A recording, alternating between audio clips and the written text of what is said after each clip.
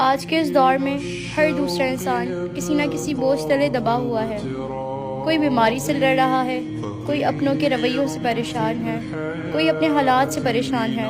ہمیں لگتا ہے شاید ہم اکیلے رہ گئے، شاید ہماری پکار سننے والا کوئی نہیں. لیکن رک جائیں، کیا آپ نے کبھی غور کیا ہے جس رب نے ہمیں پیدا کیا وہ ہمیں تنہا چھوڑ سکتا ہے؟ قرآن پاک میں اللہ سبحانہ و تعالیٰ فرماتے ہیں، اللہ کی رحمت سے کبھی نا امید نہ ہونا. یہ صرف ایک آیت نہیں ہے بلکہ ٹوٹے ہوئے دلوں کے لیے مرہم ہے.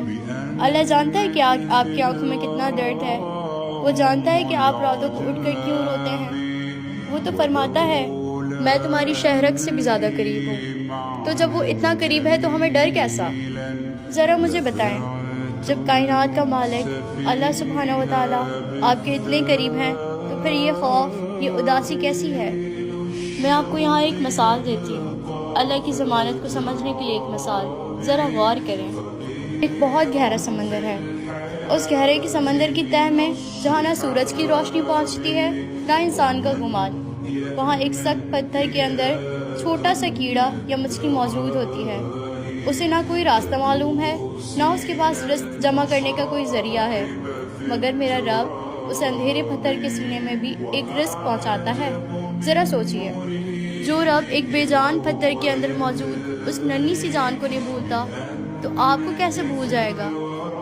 آپ تو انسان ہیں، اس کی ایک بہترین تخلیق. آپ کی پریشانی اس کی قدرت کے سامنے کچھ بھی نہیں ہے، بس وہ آپ کے بھروسے کا امتحان لے رہا ہے. جب انسان گرتا ہے تبھی اسے سنبھلنے کا طریقہ آتا ہے. اللہ سبحانہ و تعالیٰ آپ کو آزمائش میں اس لیے نہیں ڈالتا کہ وہ آپ کو تکلیف دینا چاہتا ہے، بلکہ اس لیے ڈالتا ہے تاکہ آپ دنیا کے سارے چھوڑ کر اس کے قریب ہو جائیں.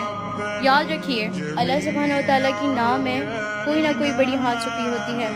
اگر آج آپ کی مرضی سے کام نہیں ہو رہا تو صبر کیجیے، کیونکہ اب اللہ سبحانہ و تعالیٰ کی مرضی سے کام ہونے والا ہے اور اسی کی مرضی میں آپ کے لیے بے حد سکون چھپا ہے.